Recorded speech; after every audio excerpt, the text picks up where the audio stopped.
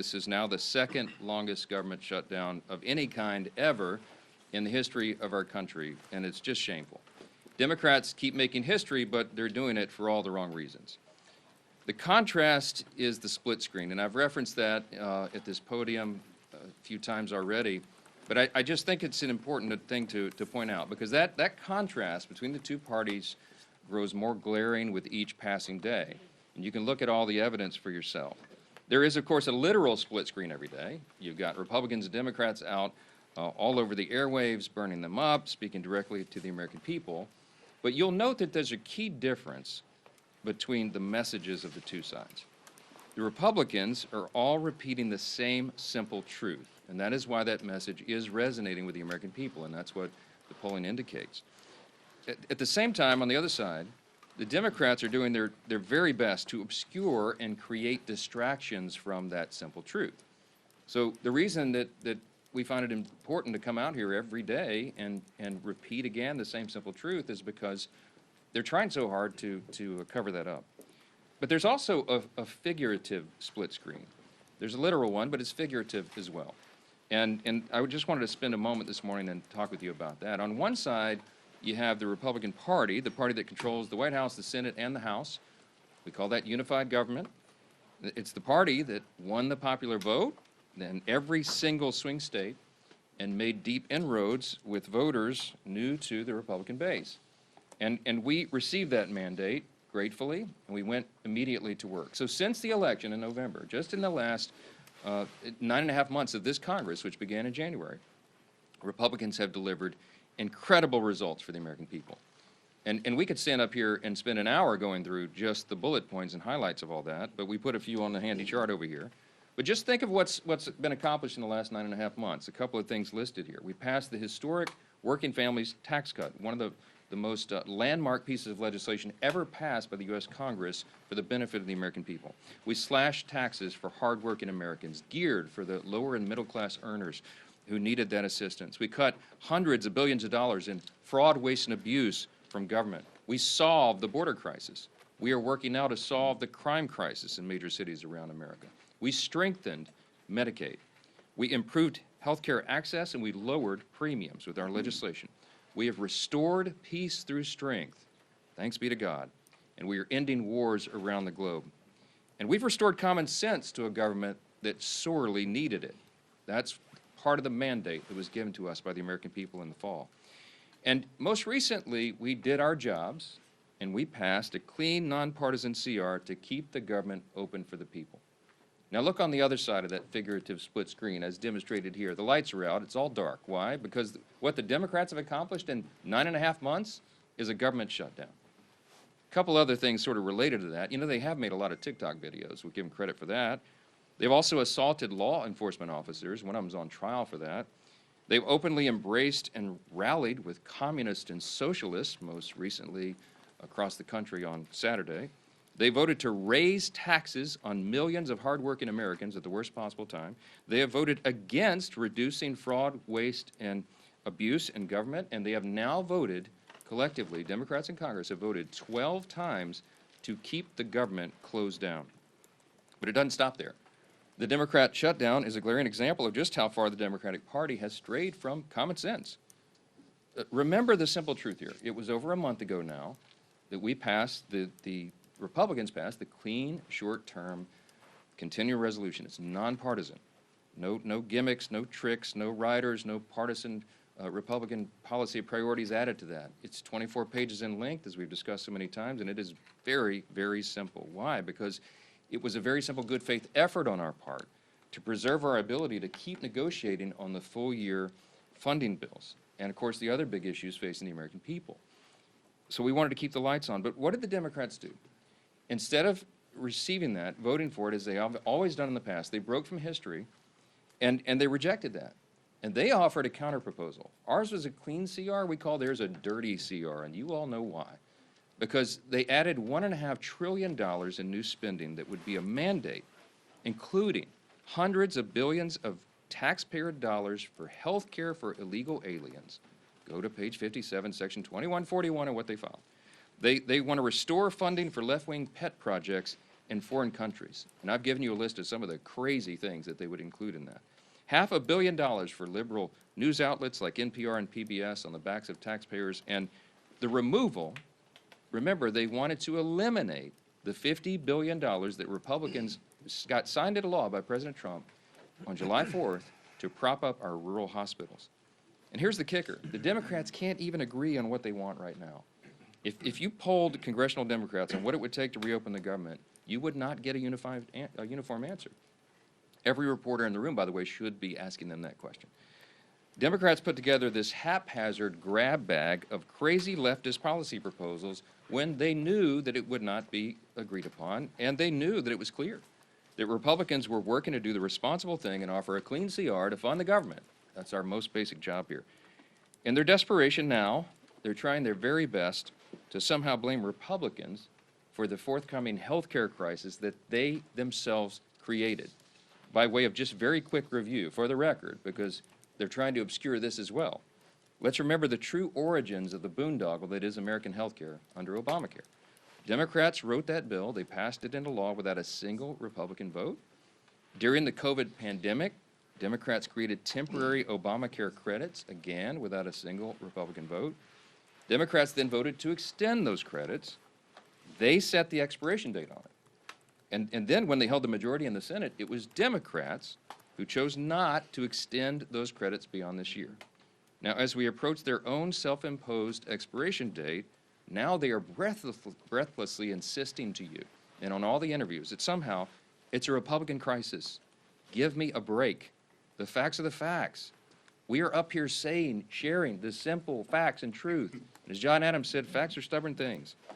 Democrats are the ones who manufactured this entire situation without a single Republican vote, and now, when the chickens are coming back home to roost, they're trying to blame the other team. It is utter nonsense, and you should call them on it. That's the job of the press, and continue to do that every single time.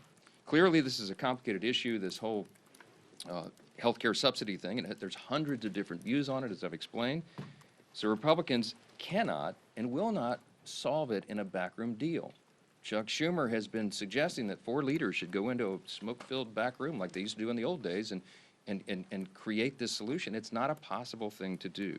It was never appropriate. It's not possible to put on a continuing resolution because it's such a complex issue. Issues of this magnitude deserve deep thought and deliberation. That's how this system works here. And as soon as Chuck Schumer reopens the government, all of our members will have an opportunity to engage in the very important discussion of how to make Obamacare affordable. But we won't engage in Democrats' hostage-taking, nor will we pay a ransom. We certainly won't engage in their unserious proposals as long as Democrats continue to act like unserious lawmakers. I'm just going to say this morning, enough is enough. And with us today with the leadership team are 2 leaders in Congress. One is Chairman Bruce Westerman of the Committee on Natural Resources. And we also have with us Congressman Mike Simpson, who's our lead appropriator for the Department of the Interior, which funds and oversees our beautiful national parks. Both are here today to share an update on how this shutdown impacts all those operations, but I'll note, as I bring Chairman Westerman up first, that when President Obama shut down the national parks and the National Mall in 2013, it was a real hardship for the American people, and the Trump administration is trying to handle this differently. They've gone to great lengths as much as they can to protect Americans' access to our national parks, while Democrats continue to hold government funding hostage. They'll have more to share on that, the experts on the subject, and I'm happy to bring them up now. Thank both these gentlemen for their hard work. I'll turn it over to Chairman Westerman. Yeah, bud. Thank you, Speaker, and good morning, everyone. First off, I want to say thank you to the thousands of federal employees across the country that are still in the field, going to work every day, oftentimes without pay, to do their jobs to steward and protect our public lands, from Park Service to Forest Service Rangers to Fish and Wildlife officers and all the other management and support staff doing their jobs in uncertain times. Thank you. Leadership starts at the top, and I commend President Trump, Secretary Burgum, and Secretary Rollins for the job that they've done and for their leadership in keeping our public lands open to the public. It's not always been that way during shutdowns, as the Speaker mentioned. But this can't continue indefinitely. Despite all the extraordinary efforts being made, at some point, without funding, the public lands will not be accessible to the public. The longer this unnecessary shutdown lasts, the more negative consequences that we'll start to see. Without regular staffing, litter will pile up and park ecosystems will be affected. It's fall time. It's a wonderful time of the year. It's a wonderful time to visit our public lands with crisp weather and beautiful foliage. Fall personally is my favorite time of the year, and it's that way for many Americans who enjoy being outdoors. When Americans save up to visit a national park or a national forest, that experience should exceed their expectations. Families visiting our parks are now being met with disappointment as visitor services and experiences are reduced. As the shutdown drags on, families will cancel their vacations or day trips to our public lands. It's hunting season all across the country, different types of hunting seasons across the country. And public lands are oftentimes the only place that people who like to hunt and fish have to recreate. For everyone's sake, and who uses and appreciates our public lands and appreciates our public employees, it's time to end the shutdown. You know, as we look here in Washington, the negative effects of the shutdown and what that will have on public lands, I just want to highlight one issue, and that's the Great American Outdoors Act. This was a bipartisan bill that was signed into law by President Trump during his first term. It's something that there's a lot of bipartisan support to work on right now. But, you know, tomorrow we had planned a field hearing on the Great American Outdoors Act so that we could reauthorize this piece of legislation that's putting as much as $1.9 billion a year into maintenance backlog on our federal lands. I've had an opportunity to visit many of these parks and to see the wonderful work that's being done. It's something that Republicans, Democrats, and independents, I think, all appreciate the fact that we're taking care of our public lands. But Congress is not here working on those issues because of the shutdown. And we need to get back to work. We need to start putting the American people first and putting these federal lands and giving them the place and the position that they deserve.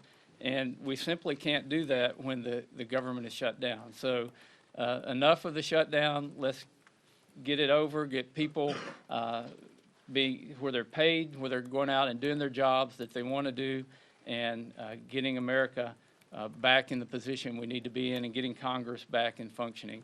And with that, I'll turn it over to my friend Mike Simpson from the Appropriations Committee. Thank you, Chairman. Thank you, and thanks to the leadership for inviting Chairman Westerman and I here to talk a little bit about the impact that this shutdown is having on our public lands and our national parks. I couldn't agree more with House leadership, their position on this shutdown. House Republicans, as you are well aware, did not shut the government down. We voted to open the government and not shut it down. It's the House Democrats that and the Senate Democrats that are voting to shut the government down and keep it shut. We gave them exactly what they wanted. We gave them a clean CR, no gimmicks, no policy riders, short term. There were people who wanted this to go on until January or February. They wanted a short term. That's exactly what they got. And then surprisingly, they reversed themselves and voted against it. This shutdown is causing and potentially causing even more damage for the American people. While the Democrats in their press conferences say how much they care about the American people, that they're fighting for the American people, when you look at the impacts of what they're doing, clearly the evidence is the reverse of that. They don't really care about the American people. What they care about is keeping their leadership positions, and that's exactly what's happening. They say that they care about federal employees. The fact that we have furloughed federal employees that aren't getting paid, clearly the evidence shows that they don't really care about federal employees. This is about two leaders trying to keep their jobs, and that's unfortunate. You know, our national parks are our historic treasures. Ken Burns called them America's best idea. The Park Service goes to great lengths to protect our resources, and the park police provide critical safety measures for our visitors in our national parks. Under the Democrats' shutdown, the lack of funding for staff and maintenance projects could cause irreparable damage to these national parks.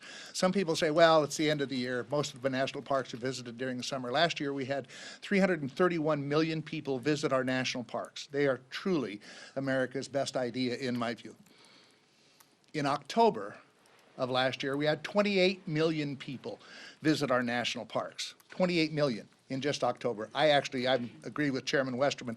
I think it's the best time of year to visit our national parks, with the colors changing, warm days, cool nights, all that kind of stuff. I love Yellowstone in October, and actually in November when you get there and you see the first snowfall and a few things like that. It's a great time to visit our national parks. But we have families who have been planning to visit our national parks for years sometimes, putting aside the resources, that are now canceling their visit to our national parks because of this shutdown and the impact that it could potentially have on their vacations. Unfortunately, that's very damaging.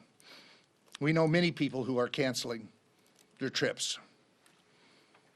But this administration is trying to keep the national parks open. Unlike the Obama administration when there was a shutdown, they actually put tape around the open air monument, the World War II monument, so that people that came in, veterans that came in to see it, couldn't visit the open air monument. They tried to make it as painful as possible. This administration is trying to do just the reverse. They're trying to keep the parks open, they're trying to keep our public lands open, and trying to make it as least painful as possible. But it's going to get more and more painful as time goes on. I applaud this administration for their efforts to mitigate the impacts that this is going to have on our national parks. As I said, 28 million Americans visited our national parks in October, 24 million in November. So they're used all year long, whether it's just the great parks out in the west, Yellowstone and Glacier and Yosemite and Grand Canyon, or whether it's the Everglades in Florida or Arcadia in Maine. These national parks are a treasure to America, and our Americans love them. There's one other thing I would like to say. You've all heard us as appropriators, and actually as all Republicans have said, we need to get back to regular order. You all know what that means. What it means for those listening is that we pass bills, individual bills, we bring them to the floor, we go through the amendment process, we go to conference, and then we bring a conference report back between us and the Senate. This leadership team, we haven't done that for about 15 to 20 years. This leadership team that you see behind me has moved us in that direction more than any team I've seen ever. We are actually ready to go to conference with 3 bills right now that have passed the House. The Speaker plans on bringing, and the Majority Leader plan on bringing up the rest of the appropriation bills and trying to get back to regular order. You can't do that overnight. It takes some time. But they have moved us in that direction, and we will get back to doing it the way that it should be done, where we do individual bills, we conference them with the Senate, we bring them back to pass them. So I applaud this leadership team and the efforts that they're making, but we can't do it while the government is shut down. We need to open this government back up, and yes, there are many other issues that need to be debated and worked on. We can't work on those. As Westerman said, Chairman Westerman, can't have hearings and that type of stuff when we're shut down. So we need to change that. We need to open this government back up, get rid of this stupid Schumer shutdown, the 3 S's, I guess, and let us do our job. That's why we're here. I get a kick out of listening to the press conference from some of my senators saying, well, the House has been on vacation for a month. This is not what I call a vacation. If they think showing up once a day and casting 1 vote is work, they need to come over to the House side and see what we're doing. We're working with our constituents, we're out talking to people, and we're back in Washington doing our job too. So we'll continue to do our job, end this stupid Schumer shutdown, and let us do our job. And now I'd turn it over to the great Majority Leader of the House, Steve Scalise. Thanks. Thank you, Chairman Simpson. Preach it. Appreciate as well Chairman Westerman and the work that these great chairmen continue to do to try to keep government functioning as best as possible in the midst of very difficult circumstances that Democrats themselves created.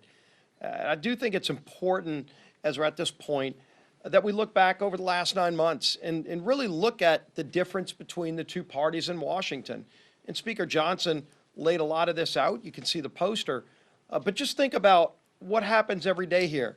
Republicans wake up every day working with President Trump to try to get this country moving forward, to address and fix problems that frankly were created by Democrats. And what does the Democrat Party do every single day? Every day they wake up and just see what President Trump is doing and find a way to oppose it. Doesn't matter what he wants to do. President Trump came into office day one, said he's going to secure America's border, was actually elected on it overwhelmingly. 80% of the American people agreed with President Trump and House and Senate Republicans who said that should be a priority. And we actually set course to do that. And we have done just that, secured America's border. And what did Democrats do every step of the way? They said no. They voted no to secure the border. President Trump said, we're going to try to get our economy back on track. We're going to stabilize the tax code so that no American family has a tax increase. Every American family was facing, on most cases, a 30+% tax increase. President Trump said no family deserves that. Let's stabilize the tax code and have no tax on tips, no tax on overtime, so blue-collar workers can actually have more money in their pockets and empower them to do more for their families. President Trump said that. We agreed. What did every Democrat in Washington say? No. They didn't just say no. They all voted no to that. President Trump said we ought to produce more energy in America. Chairman Westerman was at the heart of a lot of those policies. You actually had to change policy to do it. So Congress and President Trump worked together to lower prices at the pump. Every American family today is benefiting from those great policies because they're paying less when they fill up their car every single day. And you would think, gee whiz, that would be a good area where all people in Washington, Republicans and Democrats, come together. But because President Trump said yes, what did every Democrat say? No. Every Democrat voted no to lower your energy costs, just because President Trump said he was going to do it. President Trump also said, I'm going to do something that no president in decades had done, and that is modernize our air traffic control system. It seemed like at least once a month at some airport in America, big, medium, small, there was a near miss where an airplane almost ran into another airplane. In some cases, did tap or run into another airplane. And it was happening because our air traffic control system is still based on 1980s technology. I was actually a student of computer science and learned how to program computers in the 1980s when we had floppy drive disks. You have to Google what that is today because we don't even have them anymore, except where? At all of our major airports across America. LaGuardia running on floppy disks from the 1980s. And President Trump said, we ought to do something about that. We ought to fix it. How about we modernize our air traffic control system? Now, this isn't a new idea. You would say, well, gee whiz, why wasn't that done in the 90s, in the 2000s? For goodness sake, the computing technology on this iPhone is more modern and capability and competently technologically advanced than what a lot of our air traffic control systems are using, except it costs money. It costs billions of dollars. And so previous presidents, Republican and Democrat alike, just didn't have the time or the priority to find the money to go modernize that system. And so some days flights across America would get canceled. It was happening over and over again, at least once a month, anywhere in America, disrupting the lives of American families who just kind of figured, I guess that's just the way it is because government's in charge. Well, Donald Trump said, all right, we're going to change things because that's what Donald Trump does. He finds a problem and he works to fix them. And again, you would think everybody would come together and say yes, except because Donald Trump said it, every Democrat had to say no. And in fact, when we put it in the bill, every Democrat voted no against modernizing our air traffic control system, just because it was Donald Trump's idea. This is a sick and twisted and lost, rudderless ship of a political party. That's who we're dealing with. When the press asks, gee whiz, is there something else you can offer these folks in a negotiation to try to get this off a ramp and find a better way to get the government open? The speaker's told you over and over again, there's something we could negotiate with, but when the party is so rudderless and morally bankrupt that just because President Trump has an idea, the Democrat Party's visceral reaction is just to say no. Right now, he's actually renovating the White House, building a new ballroom. I mean, anybody that's ever been to a state dinner, like the White House has been renovated over and over again. There wouldn't be an Oval Office if there weren't renovations by previous presidents. The West Wing was a renovation by previous presidents to make it better for all future presidents. And that's what Donald Trump is doing. He won't enjoy most of the time of that, but future presidents will, because in the future, when you have a state dinner, when we bring world leaders in, which we do all the time, and you host a president of a foreign country, a prime minister. I've been to some of those. Some of you have covered them. Where do you go? You walk outside of the White House in the rain sometimes to go to a tent, to host a world leader. That's what we do today. And President Trump said that's a disgrace. How about we do better? And not only did he say we were going to build a great ballroom that we can host these events, he funded it privately. He put up some of his own money. And you would think, well, gee whiz, at least they can agree to that. It's not even taxpayer money. It's going to be a permanent renovation that'll enhance the White House for all future presidents. What does every Democrat say? They say no to that. They say no to everything he does because they just are angry about the results of the election from last year. They're upset with the American people because the American people said we want somebody who's going to wake up every day and say, how can I solve Middle East peace? I'm not going to take no for an answer. I'm not going to take the old failed ways of doing it for an answer. I'm going to figure out a way to go do it, and he does. How do I work to help improve the lives of Americans? He goes and finds a way to say yes, and because he says yes, Democrats find a way to say no. It's a disgrace. It's a disgrace, but now it's having real impacts on American families. With this shutdown, it's not just their everyday feud with Donald Trump. It's become now a problem where American families are paying the price. Let's talk about what just came out a couple of days ago. The USDA sent a letter to all of the states saying, quote, if the current lapse in appropriations continues, there will be insufficient funds to pay full November SNAP benefits for approximately 42 million individuals across the nation. 42 million people across America are going to suffer from those SNAP benefits that they count on. Right before Thanksgiving, because Chuck Schumer and Democrats are so angry with President Trump that they just want to find a way to say no. And when they say no, now they're saying no to 42 million families who will go without food so that Democrats can show their far left radical base that they're fighting President Trump. As if they've got to show off to some radicals who come march on the mall and hold up effigies to murder the president, 8647, you saw the signs. Over 800,000 people in my home state of Louisiana get food benefits through the SNAP program. Yesterday we talked about Senator Ossoff, who one Senate aide said on the record to The Hill in that article, said that he's more afraid of if he votes to open the government, he will lose the clicks he's getting from foreign states and the small donor donations that add to about $3 million. That's what he's afraid of. Well, let's look at Senator Ossoff's state of Georgia. 1.4 million people are going to face losing SNAP benefits just in his home state. Now, does he want each of them to send about $2 each to him to make up for the $3 million he's getting from California, in Illinois, in New York, in Minnesota?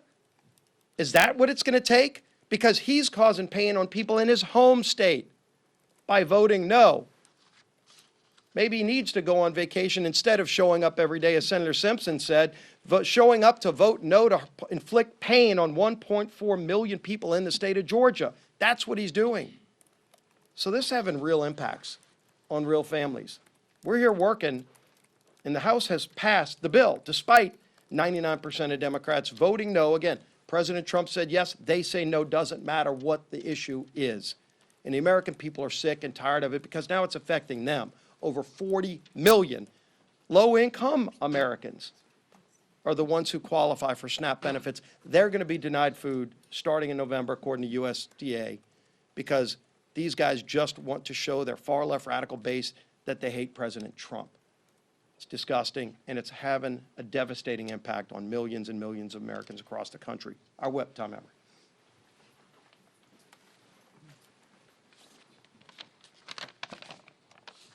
Well, Democrats have voted 12 times to shut the government down. 12 times. And now they're refusing to support legislation that would help alleviate some of the pain they've inflicted on the American people as a result. Earlier this week, the minority leader in the House said he opposes legislation that would pay our troops and essential federal workers during the Democrat shutdown. This includes Border Patrol agents, air traffic controllers, TSA agents, and more. All of whom, by the way, as these speakers have pointed out, are showing up to work without receiving a paycheck while the Democrats play their shutdown games. Some would say the soon-to-be former House Democrat leader went so far as to call this legislation, quote, a political ploy. Well, I'll tell you what a political ploy is. Holding the American people hostage just so you can avoid getting the guillotine from your far left base. That's a political ploy. The good news is this madness can end immediately if 5 Senate Democrats would grow a spine, stand up to the radicals in their party, and pass our clean CR and reopen the government. It contains no partisan policy riders, no gimmicks. In fact, it's the same spending levels that Democrats supported just 6 months ago and that you've heard repeatedly they passed 13 times under the Biden administration. We have made this plain and simple. We have made the process as plain and simple as possible. To our Senate Democrat colleagues, it's not too late to do the right and reasonable thing. Pass our CR and reopen the government for the people that you are actually elected to serve. Let's get it done today. With that, Lisa McClain. Thank you, and good morning, everybody. And I think the leader said it best. I think you're right. President Trump could have the cure for cancer, and the Democrats would vote no because it came from President Trump. We have to start looking at the policies, and I think right here explains everything. I mean, Democrats have been playing political theater for 3 weeks with Republicans continuing to work and deliver some results. And here are, again, some examples, some facts. Right? Just a few days ago, Congressman Ryan McKenzie visited a Head Start program that relies on federal funding and delivered food to TSA agents. Congressman Mark Alford visited multiple rural hospitals and healthcare centers. And Congressman Jeff Crank met with credit unions to ask for flexibility with federal employees who are actually missing paychecks. Real families are paying the price for the Democrats' shutdown. And what are the Democrats leveraging the shutdown to get? Ask yourself, what is their leverage? More wasteful spending?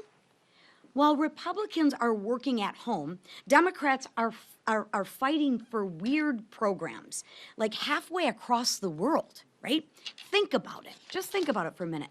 They're sacrificing Head Start right down your street to produce Iraq Sesame Street. So they'd rather spend money on Iraqi Sesame Street than fund your Head Start programs. But President Trump is, the bad guy for putting America first. Scratch your head on that one. They're risking the safety of American skies for LGBTQI programs in the Balkans, right? Putting the Balkans over the safety of our skies. They're jeopardizing millions of paychecks to Americans to support woke programs in Honduras, Zimbabwe, Mexico, Venezuela, and Lebanon. Okay. I don't know about you, but I think that is absolutely shameful. Let me be clear. A shutdown should never be used as leverage for more wasteful spending, and especially when that spending isn't here on American soil. But that's what Schumer's dirty deal is doing. You heard me talking about it the other day. And you heard our speaker talk about it, the split screen, clean CR to work for the American people, Schumer's dirty deal CR to work for everybody but the American people. Wasteful spending at the expense of American people is not what this shutdown is about. But I want to let the American people know, Republicans will not cave to Schumer's dirty deal. We will not cave to their wasteful spending. We will hold the line, and we will. I promise you, we will continue to work for the men and women and families who serve, protect, and build our great nation. Thank you. Questions? Chad, go ahead. Good morning, thank you. Sir. Can you characterize some of the dissonance inside your conference about the strategies that Republicans have? There was some criticism on the call yesterday saying that this shutdown strategy is old and Republicans need to have a new tack. That was the word that was used. There was one member of the Republican conference. These are supposed to be, confidential off-the-record calls among colleagues, but some of you guys listen in, and I make a pleading at the beginning of every call that you wouldn't do that and wouldn't characterize it, but whoever the leak is, whatever. Beth Van Dyne was quoted. Beth is a dear friend. We've had lots of conversations about this. She was not complaining. It was not dissonance, Chad. She was pointing out that we have a lot of important work to do before the end of the year, and it was a very pleasant, constructive comment about strategy. You all have heard me say from the podium a few times, we're not pursuing a political strategy here. We're not. We're just simply trying to get the government open, and that's why the nonpartisan clean CR was the obvious vehicle to do that. And so we're not making political calculations here. We're making calculations on behalf of the American people. How can we get the government operating as soon as possible so they can get all these vital services and paychecks restored? And that's what this is about. So, I mean, if you called each individual House Republican right now, we're almost 100%, probably 99.8%, okay, of every House Republican understands exactly why we're in the situation we're in. Are we all anxious to get back to work here for regular legislative session? Absolutely. And she wanted the House to come back with the session. No, that's not what she said. If you had listened in directly on the phone, you would know. You can ask her about it. No, she said the message is feeling old, and I said, you know what, Beth, you're right, because we come out here and say the same thing over and over every day, but there is a method to that madness, because as I explained in my comments here, we have to repeat the simple truth over and over. Why? Because the Democrats are in an all-out assault on the truth. They're trying to obscure and distract, and you see all the different shiny objects they're trying to make everyone look at every day. I will tell you that the best evidence I have for you this morning, so that you know that the Democrats caused this shutdown, is because if the Republicans were responsible for this shutdown, that would lead the news in every mainstream media outlet every single night. It would be top fold of every newspaper on the front page every single day. Some of the mainstream media outlets aren't even covering it right now. Why? Because they're trying to give cover to the Democrats who have caused this. I mean, look, everybody knows the facts. The American people are not stupid. And we're in here every day appealing to their common sense and relaying the facts. And thankfully, those facts are saturated. Mr. Yes. Speaker, Yes. I do want to point out that the shutdown's led the Today Show for about the last 2 weeks. Oh, good, thank you for that. Okay, thank you, Today Show. Thank you. Make sure you're clear about Thank that. Secondarily, some of your Republican colleagues have raised concerns about the Trump administration opening up the market to Argentinian beef farmers, saying that it could prioritize them over American beef farmers. What do you say to your Republican colleagues about that move by the administration, and what are you doing as a Republican Congress to help American farmers, beef farmers in particular? Well, we're doing a lot of work. We had some discussion on that yesterday, and I don't know the latest developments, but I can tell you there have been some over the last 24 hours. Harriet Hageman is one of the members of Congress from Wyoming, and she has lots of cattle ranchers and was articulating some of their thoughts and ideas, and she was connected to USTR and to the White House, and they're having those thoughtful discussions. The White House doesn't want any unintended consequences. What they're trying to do is improve the lives of everyday Americans, make our economy work again, and make sure that we are treated fairly by trading partners around the world. And there's lots of complications and a lot of moving parts when you're talking about trade agreements, renegotiating old trade agreements between, over 100 nations all at once. But they've done an extraordinary job, and they're working to fine-tune all those details, and you'd have to direct specific questions about it to the White House, because I don't really know. Yes, ma'am. Leader Thune said it's time for the House to start thinking about coming back and passing a longer-term CR. How long should the next CR go until, and would you be open to a year-long CR? No, I'm not sure that's what he said. I mean, he and I visited yesterday for about an hour, and Leader Thune and I are 100% aligned on all of this, as we are with the president. In fact, Leader Thune and I spent some time with the president on the phone yesterday about all this, and I was with the president in the White House the night before for a couple of hours.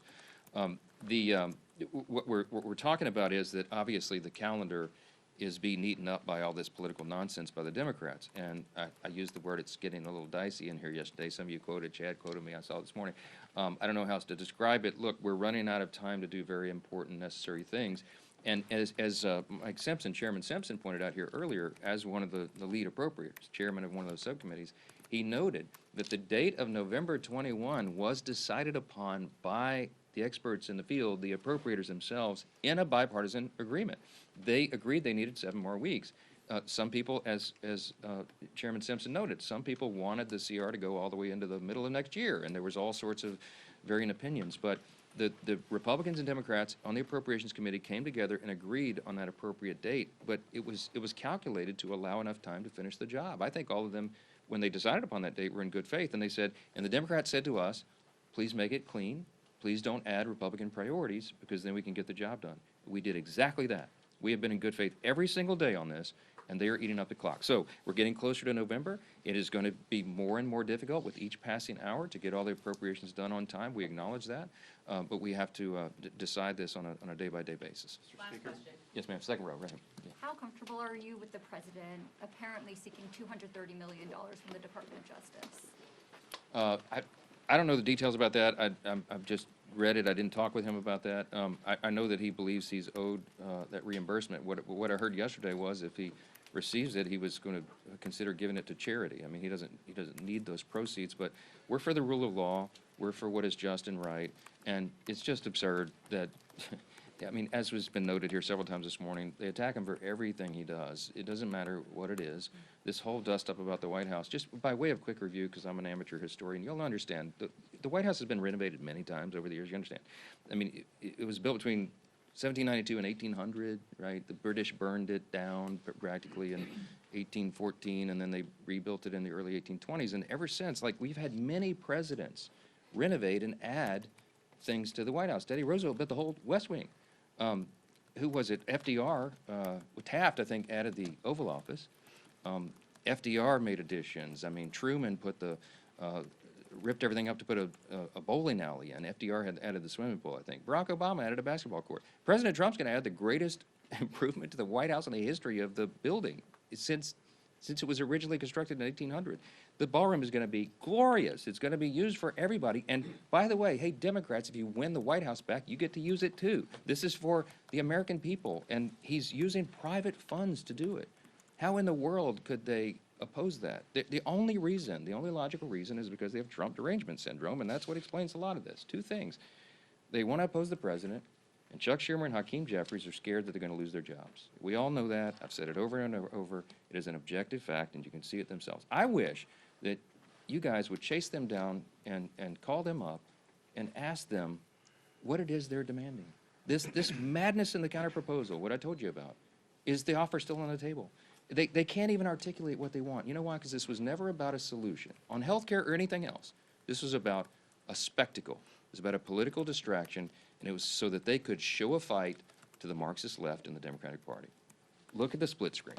I'll leave you with that. Thanks so much.